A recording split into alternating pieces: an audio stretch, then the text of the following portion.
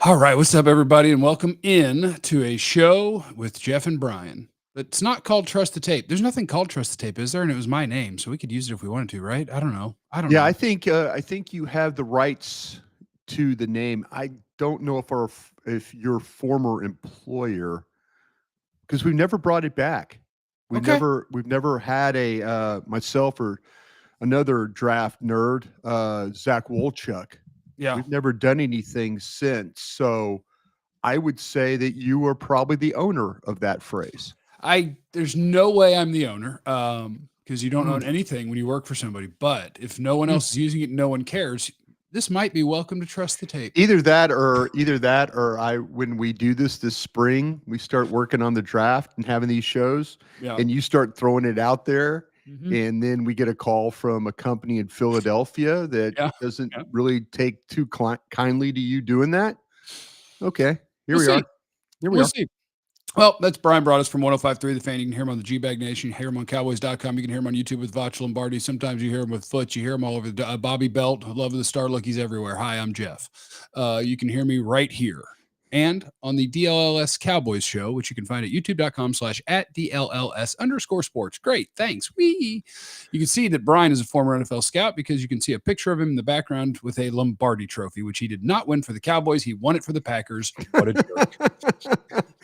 Yeah, much you and all my friends that are from Dallas all remind me that what a jerk I was for not winning them a Super Bowl. Yeah, yeah. You guys you refused to find a quarterback and it's messed up, and we're all Oh, very angry at you for it. that was a rough time there. Rough time.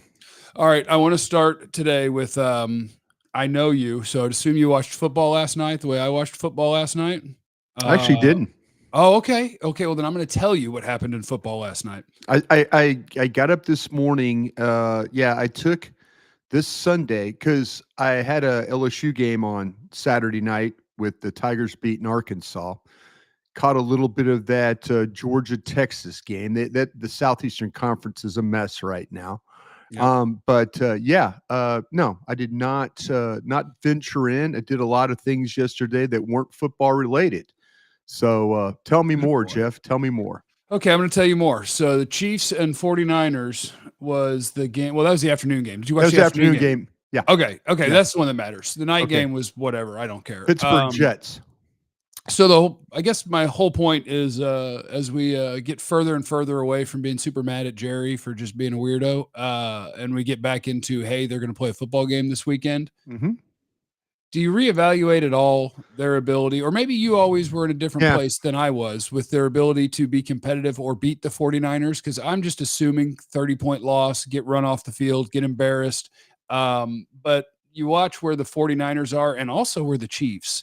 The Chiefs may be undefeated, but boy, Pat Mahomes, 6 touchdowns, 8 picks, has not Yeah. really played good football, but they've won every single game. What I'm saying is it's a weird NFL right now. Yeah. And the 49ers are in a weird place that's They not are. very good. Mm-hmm. But that also was a Chiefs defense that is very good and has been carrying Pat Mahomes this year. Yeah. And so I guess if you wanted to find some optimism, you would have to have optimism that the Cowboys defense can play a little better than it has. Do you change your mind at all about their ability to be competitive with San Francisco based on watching them play yesterday? Yeah, I think losing Brandon Aiyuk really will hurt them. They Yeah. never really cover Brandon Aiyuk very well. And, I am very excited when you and I get back together on Thursday. I'm excited right now to be doing this, but on Thursday, when we get to talk about the 49ers in a way of, hey, we sat down, we watched the red zone, we watched their defense, we've watched, their personnel groups. I'm always impressed with San Francisco in the way that they run their plays. I'm always impressed by, but I'm looking forward to seeing how some of these teams now the last few weeks have played them defensively. I remember last year watching when the 49ers, they were in a little bit of a rut where they had some injuries and Trent Williams was out and stuff, and they went and played at Cleveland. And I'll never forget Jim Swartz, the defensive coordinator up there in Cleveland, came up and played what in the scouting world and the coaching world we call robber defense, where you play with like a 2 deep look, but you drive the safety down. So you create like 2 levels of defense. So it took away all of San Francisco's crossing routes. Now, if I'm the 49ers, as much as they do the crossing routes, and Deebo Samuel's a big part of that, but if I'm the 49ers, of course I'm watching the Detroit Lion game, and Detroit, all their routes are in breaking routes. I mean, they lead the league in breaking routes. If you had a chance to watch them play the Vikings yesterday, all their big plays are in breaking routes. And so if Dallas continues not to be able to cover in breaking routes with safety play or corner play or linebacker play, San Francisco will have a big game. And that's what their offense is. It's, and the Lions showed you, put 3 guys on one side of the field, take 3 defenders out, drive a receiver into the middle of the field, throw the ball there, and then run for 12 yards. That's what teams have done. They figured out that, you attack Dallas like in the middle of the field, and the 49ers will be big of that. I could also see the 49ers just saying, you're not good enough to play run defense. Oh, yeah. And completely take Brock Purdy out of the game. And the games where Dallas has looked tremendously bad, the 3 losses, quarterbacks really didn't have to make a bunch of plays. Detroit made plays in the passing game, but not the Saints didn't. The Saints, they didn't have to throw the ball more than 20 times. Ravens didn't have to throw the ball. I would think that the 49ers are looking at the Dallas defense right now and saying, this could be a get well game for us. Get well. But I'm looking forward to seeing the Kansas City tape. Steve Spagnuolo, I think, is one of the best defensive coordinators in the league. And when you look at how he's carried, you mentioned Pat Mahomes, he's had his struggles. Kansas City's down receivers. It's just kind of a little bit of a mess there. A mess that's winning football games, but they play at such a high standard. Their defense, I'm really looking forward to seeing what their defense did to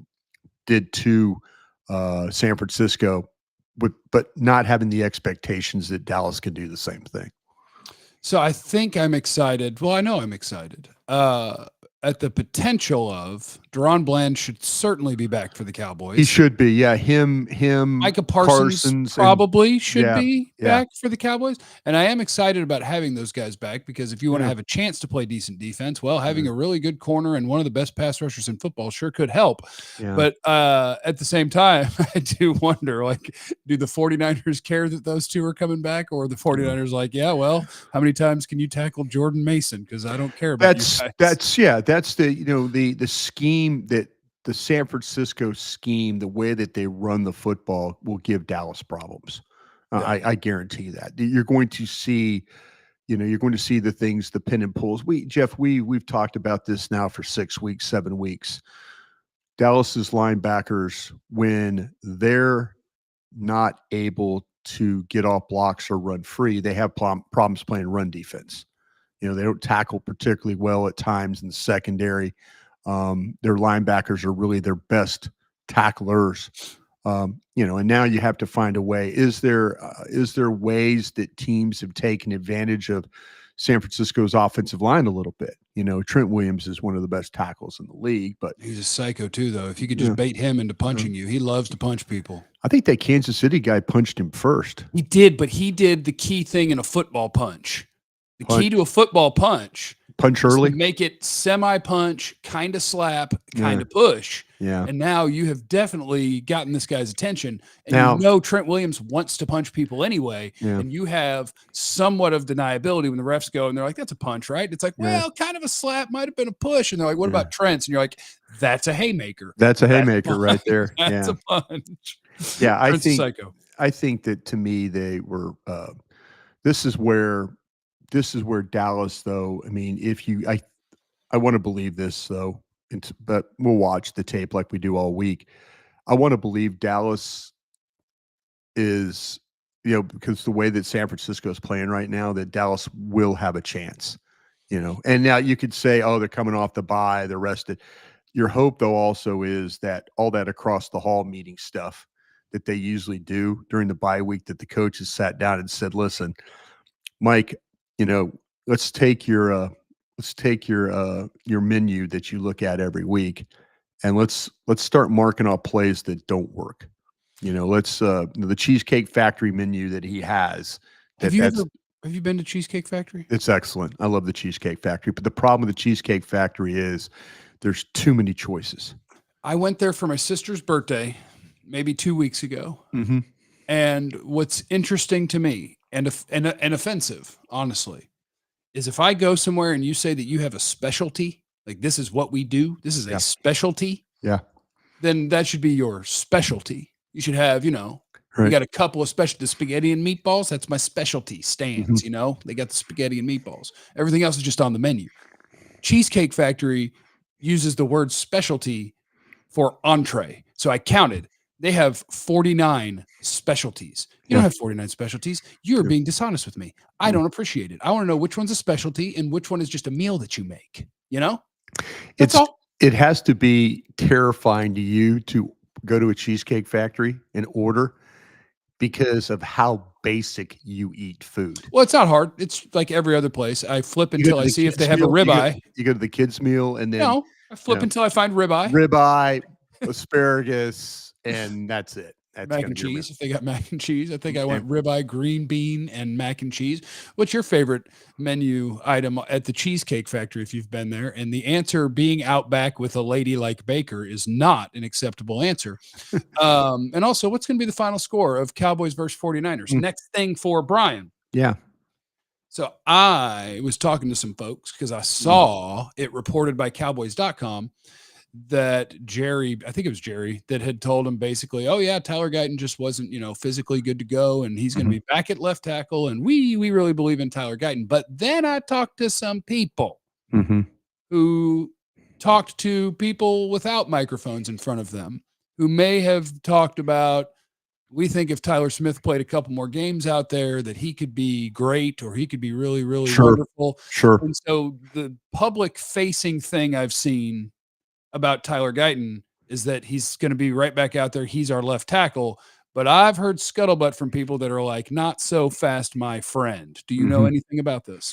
No. And that's I get to go back over to the Star today after we get done here, shower up and head over there to do some work. Yeah. It's very, very convenient to say that, and this is what was coming from Mike McCarthy's side of things, and I don't know if this was on the record or not.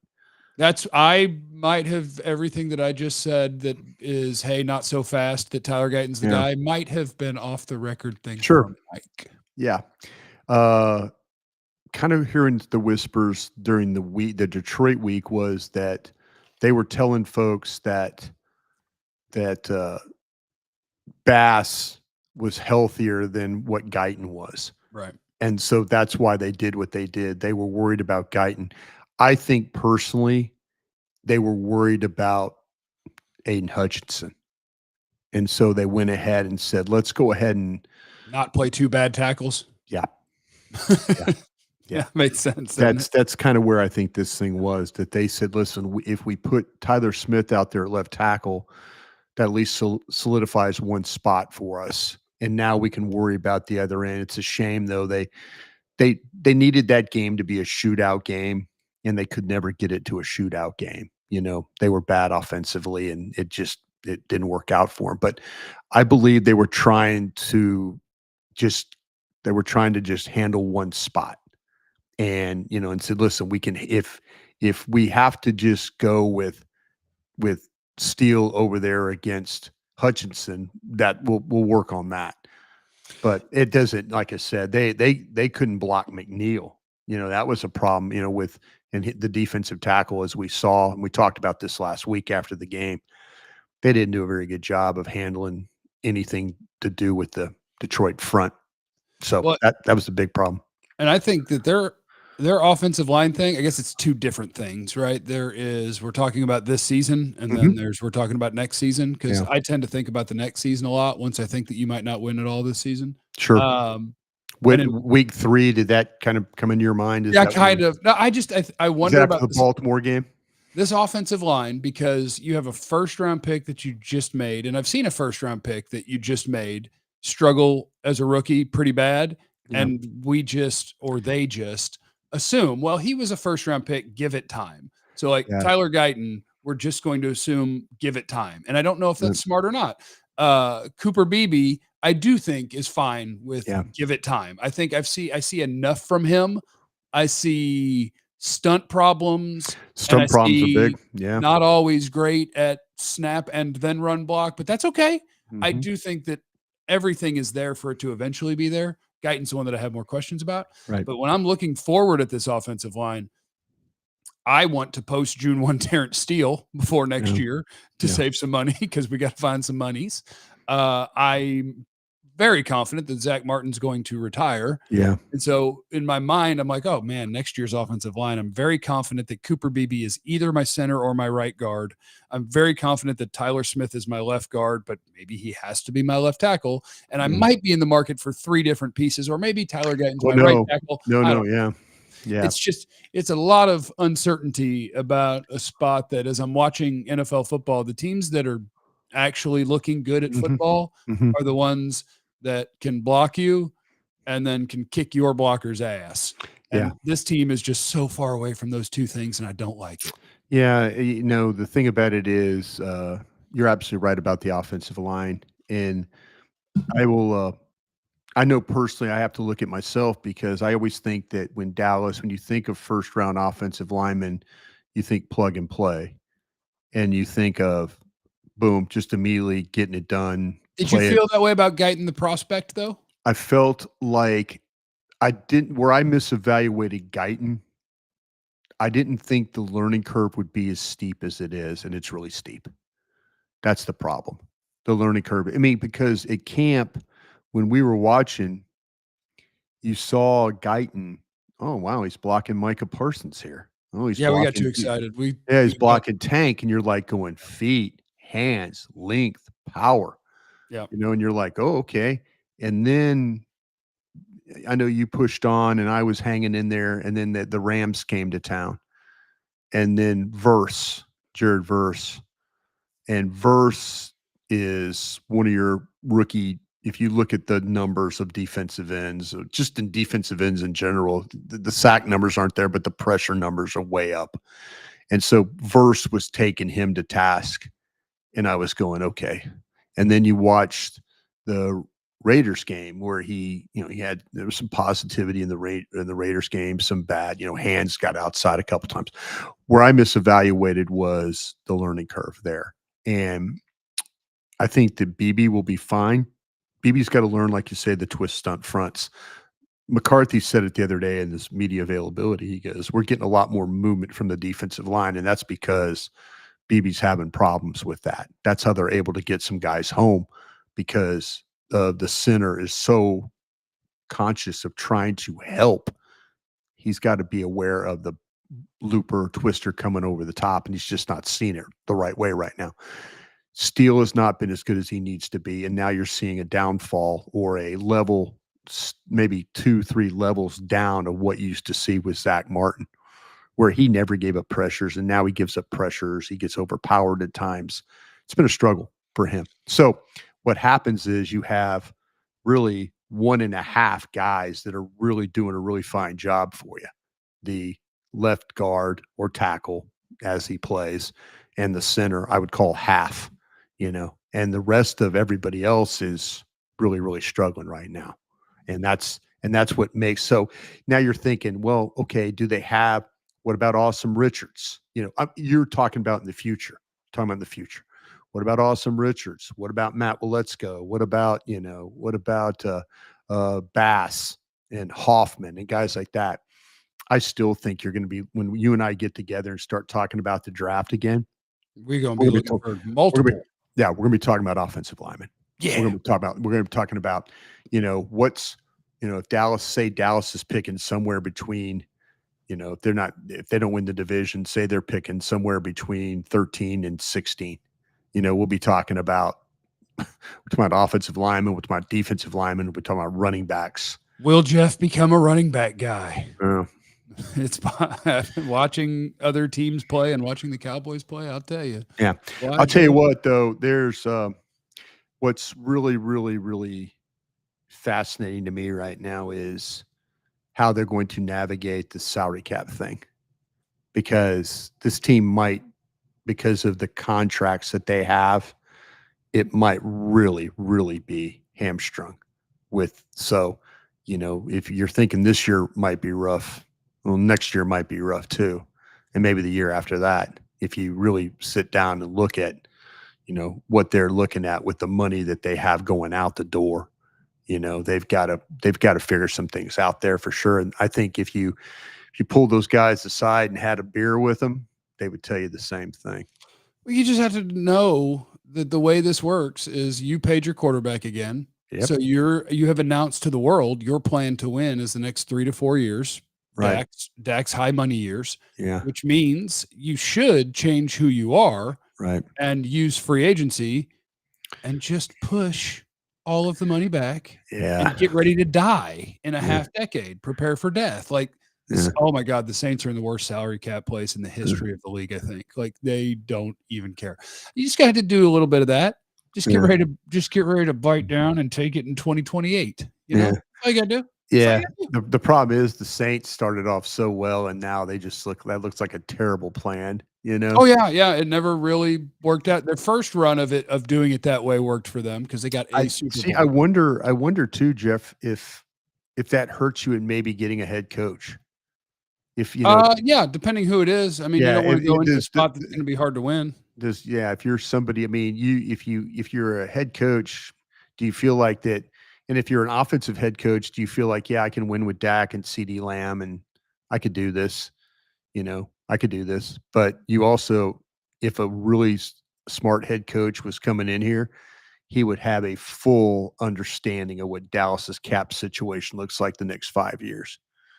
That's what because the one thing that Jerry and Steven will do, they'll, with the exception of Dave Campo, we didn't help Dave and he only got 3 years, but everybody else seems to get, time to kind of get it going the right way. Yeah. And so if you're one of these Ben Johnsons or any one of these guys that people's names are throwing out there, are you willing? I would do a deep dive into what Dallas's cap situation is before I would make any decisions about coming here. Can I riddle you this? Based on the way that they have played this year, if either one of us got to sit in Jerry's chair, would you be interested in? Because I'm just going to throw out a couple of. Can I say something real quick, Jeff? Yep. I'm looking at the comment and Alex Ventura. I see they can sign people. They just don't want to do it. My friend. Alex Wright, by the way. Well, let me tell you that. You could sign whoever you want today. You could sign you could do a 5-year, $200 million contract today. You could. But the thing about it is, though, where you put the money. They don't want to kick that can. Right. They don't want to kick that can. And the thing about it is, the whispers I'm hearing are they're like, keep an eye on this. Keep an eye on this salary cap situation. It sounds like you're teeing us up to get ready for a Micah Parsons trade before the draft. What it sounds what? I am it's funny, is the more platforms you're on, people think you're trying to trade Micah Parsons. I'm just telling you what maybe having a $35 million more contract will do to your team. And I trust me, I hate the salary cap. Yeah, but I ask a million questions about it. Right. To try and learn and listen, I'm not trying to trade Micah Parsons. I understand this team will not be better without Micah Parsons, but there might be a point in time that you honestly can't afford Micah Parsons. How about that? That makes sense? Yeah. I hear you.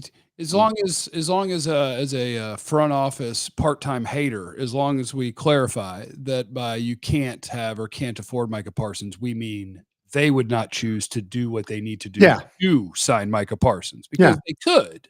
It's just a matter of they're trying to keep an eye and a half on the future. Yeah, they have a spreadsheet that they're working off of for many years down the road. Yeah. And how many $35 million players can you have on your roster? The answer is probably 3 or 4. But it also, yes, if something were to happen to one of them and they didn't play well or whatever, or when a career ends, you end up eating. People are like, I know it drives John Owning nuts when I talk about it. John, if you're listening, buddy, I love you. I'm not trying to trade Micah Parsons. I'm just telling you. I could trade Micah. It'd be fine. I'll trade Micah. Oh, I'm just saying that don't be surprised if stuff like that gets talked about. Because it is being talked about. I want to thank Sam, who's an American hero, just for being in the super chat with a love emotion, or emoji and emotion. Thank you, Sam. What a sweet man. Would you? I have two names that I think are at least interesting for the Cowboys in terms of trades before the deadline, and I don't think they'll make any, to be clear. Mm-hmm. If you were the GM and you were in charge, would the outcome of the 49er game affect? Yes. Me too. Yeah. If you lose, I'm not helping you. Yeah. If you lose, say you go and Atlanta got run by Seattle yesterday. If you were to go out and lose San Francisco and Atlanta, I'm playing with who I got. I'm just gonna, Mike McCarthy. He's in a bad spot because he's trying to save his job. And as a general manager, you can't walk in there and tell him, okay, we're playing young guys from here on out, you know, or, Mike could probably, who knows? Mike probably thought Zeke couldn't play and played him the other day to show Jerry the point. That's what I was hoping it was. I'm like, there's no reason to play Zeke this much. I hope it's just to show him, like, look, you think you want to think this, you think this guy, you think he could play here. I've got this other running back and I'm like, so that's, I get this other running back that had a great game against Pittsburgh. We ran the football fine. And you want me to play this guy? Okay. I'm going to play this guy and see what happens. And then it's the, I told you so moment, Yeah. Jesse said, what kind of cap relief, if any, do we get from Zach retiring? It actually hurts you. Hurts you. Hell yeah, it does. The restructure. There's nothing that helps you, be honest with you. Right. Like next year, let me get the exact number for you. Next year. Look up Steele too while you're at it. If you cut Steele. Steele's cuttable. He's the one I'm excited about. Is that like a $13 million savings there? Something like that? So next year, Zach Martin is going to hit you for $10.6 million, even when he's retired. Now, Terrence Steele next year counts for $18 million against your salary cap. And if you cut him, 13 of that is dead. 13 and a half is dead money. You'd only save 5 or 6 million, which is why you post June 1 Terrence and you only eat 4 million, which clears up $14 million in cap space. There you go. And you would obviously have to eat more money of his a year later, but that's kind of how the NFL works these days. But if they were to beat the 49ers, I don't have a name at defensive tackle off the top of my head, but I do have my running back and my wide receiver potentially. Aaron Rodgers hates Mike Williams. Can't take much. Sure, here's a late round pick. And the Bears don't care about Khalil Herbert, who I think would be the Cowboys' best running back. Here's a late round pick. I got a couple of guys. Yeah. But you got to beat the 49ers. If you don't, I'm not helping you. If you go out there and lose to the 49ers, I'm thinking, all right, this is not going to go well. And then you got games ahead against the Commanders are looking like a team offensively that are going to be a problem for you. You dominated with Mariota out there. Yeah. See, so to me, I kind of feel like that these next few weeks, I think the trade deadline is November 9th. I think it's the 5th, but is it the 5th? I can check. Yeah, look it up. I thought it was somewhere in the first 2 weeks of November. I thought it was the 9th for some stupid reason. 3 p.m. Central, November 5th, Tuesday. 5th. There you go. All right. Eat it. I missed the trade deadline by 4 days then. You'd be trying to turn in a trade on Friday. Don't do that. Don't do that, Brian. If you've got this week, if you find a way not to get it done and look bad doing it. Nah, I'm just playing with it. I'm just going to keep my trades. I'm going to keep my picks, and I'm going to try and navigate this thing the best I can. Alec wants to fight you. Brian, do they actually care about winning then? How can every other team pay market values, but they signed 2 guys and now they're in hell? But he did say afterwards, not trying to shoot the messenger. It sounds like he's mad at the Joneses. Seriously. But I'm just telling you, man, that I have conversations with guys. I worked over there for a long time, and guys, and it's not poor me. Like matter of fact, guys I talk to over there, like we will kick their ass on the radio. And guys comment to me, text me during the show, and say, "We deserve everything you're talking about right now. We deserve it." And I'm like, I don't feel great about kicking their ass. Our job's easier when this team's winning. Hell yeah. But it is what it is right now. But when they're trying to explain to me, like, hey, listen, this is the situation we're in. And so I'm just trying to be, like I say, the messenger here. I'm just trying to tell you that, guys, it's not that they're saying, they want to try and do some things. It's just that they look at their situation going forward and it ain't great. That's all I'm trying to say. That's all I'm trying to say. Thank you to KG, who's just popping in at the end to say, how y'all doing this morning? Does that say OBJ at the end? Well, we got to stop trying to get guys that can't play anymore. But I mean, I love you. KG knows that I love you. Yeah. Thank you for being here. Thank you, Bryan. We're here every Monday and Thursday, which means I will see you Thursday. And thank you for your time. Yeah, I appreciate that, man. We will have a breakdown of the 49ers. Looking forward to getting on their tape and kind of seeing if there's anything that Dallas could take advantage of. It's a pretty banged up football team. So, maybe Dallas, after coming out of the bye, the cross the hall meetings and stuff, maybe they kind of figured out some things that could work, and maybe they get rid of the things that can't work. That's for sure. All right.